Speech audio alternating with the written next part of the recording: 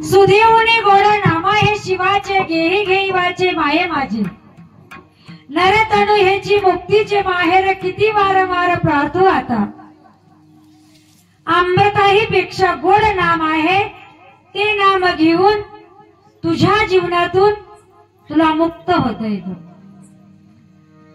तसं पाहता हा जन्म आम्हाला मुक्त होण्यासाठीच मिळाला, पण आम्ही या जन्माला बांधून घेतलं।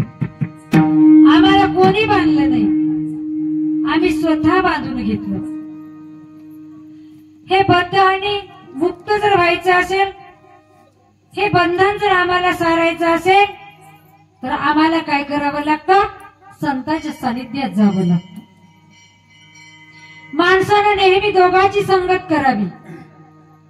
एक आहे ते संत, दुसरे आहे ते ग्रंथ। जो व्यक्ती संतांची आणि ग्रंथाची संगत करतो त्याचं जीवन काय होतं?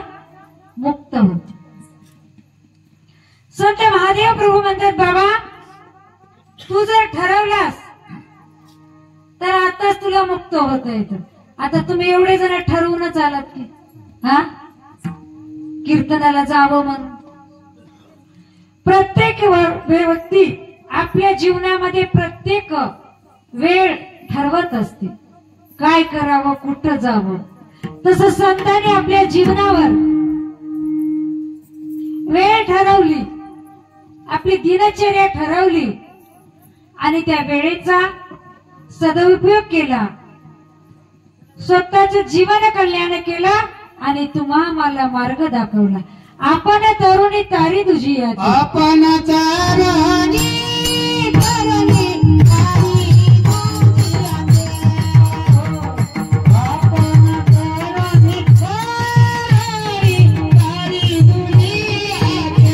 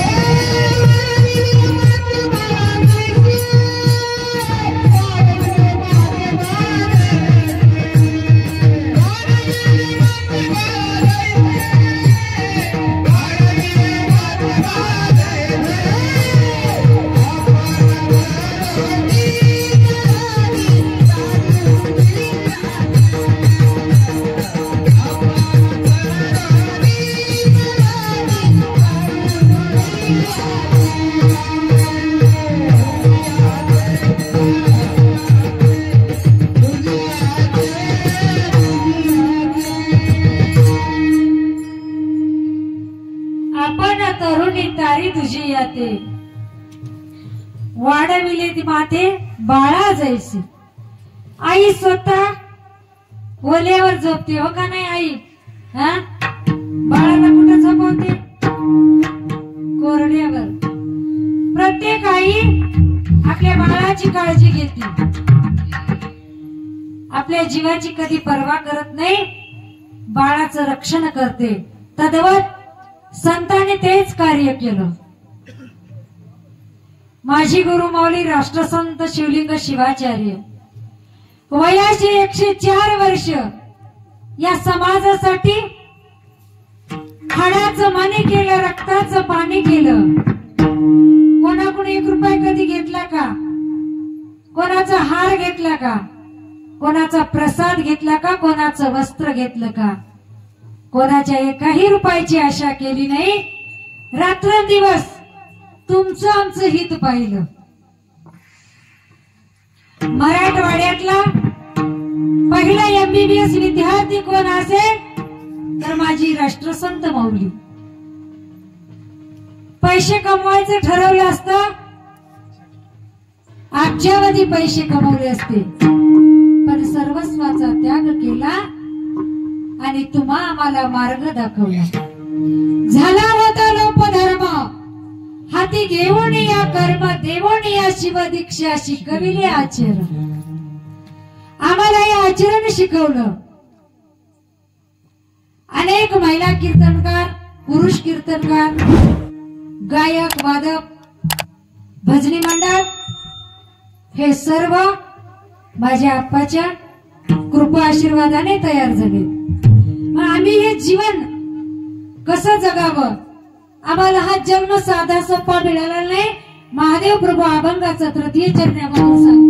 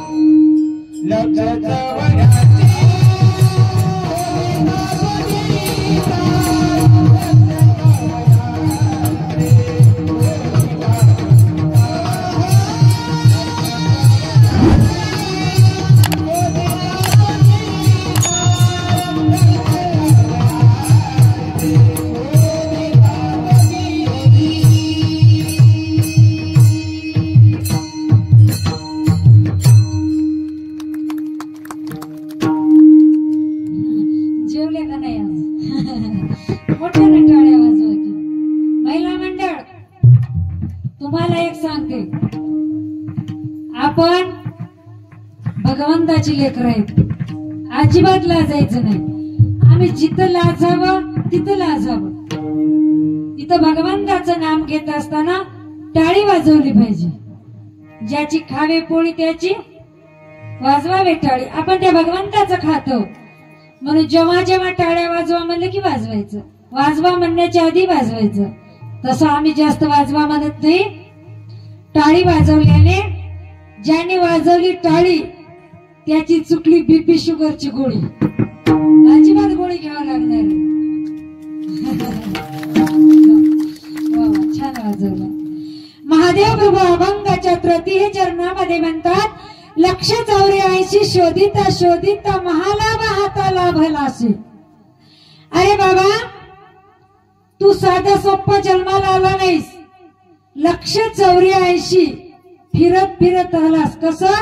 जारज, अंडज, श्वेतबीज आणि उद्बीज असे 184 योनी फिरत फिरत औचित्याचा हा मानवाचा अलभ्य असणारा तुला हा जन्म मिळाला. मग या जन्मामध्ये तू स्वतःच सार्थक कर. महादेव प्रभूने शब्द वापरला. मला असं वाटतं ताई, संत किती हुशार असतील.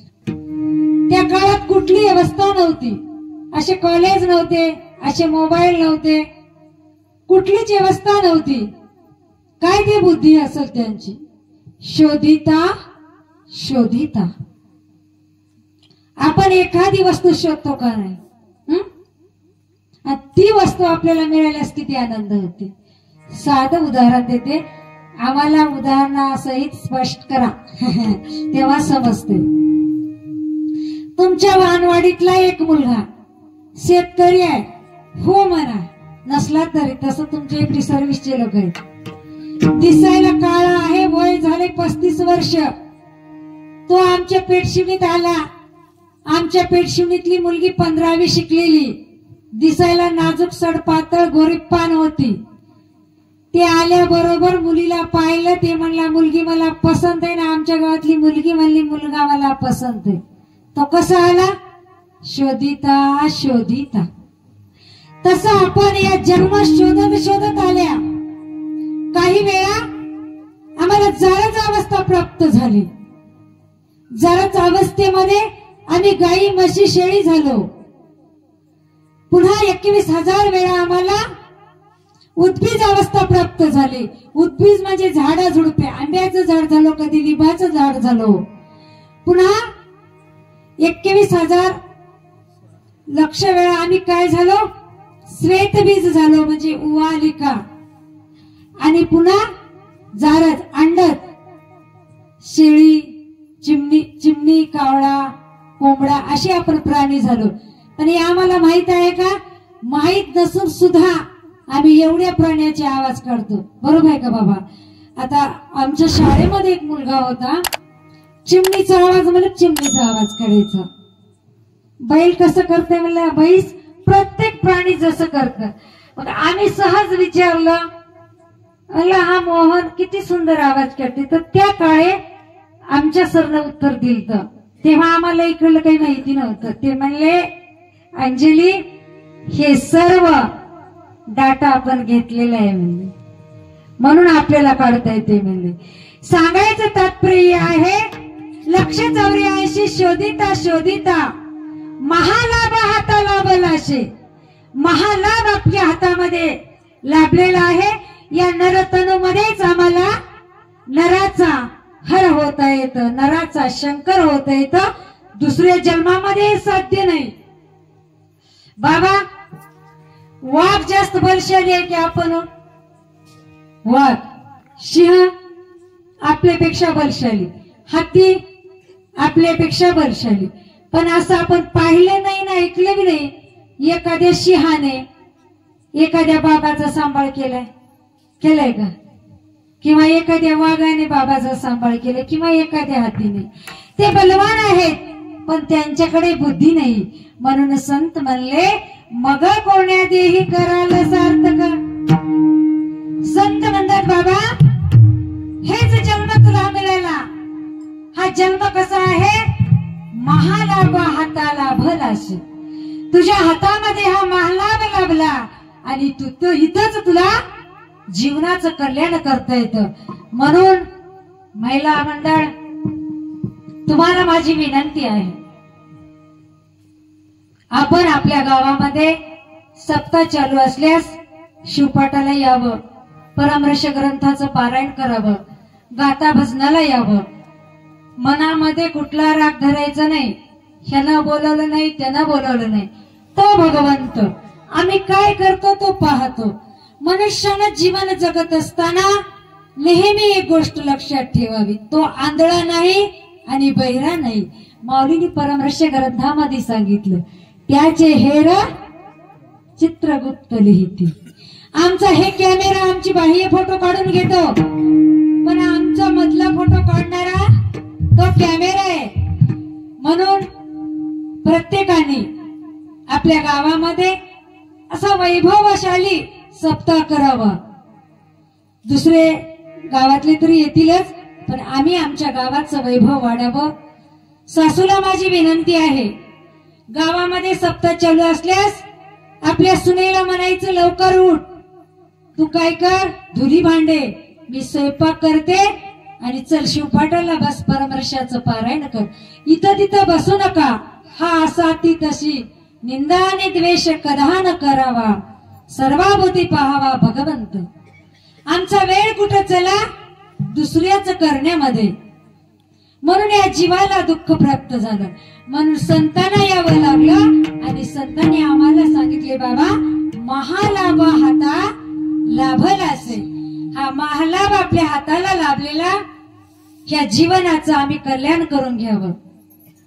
भाविक हो, तुम्ही मला इथं बोलवलात, मनापासून तुम्हा सर्वांचे आभार मानते.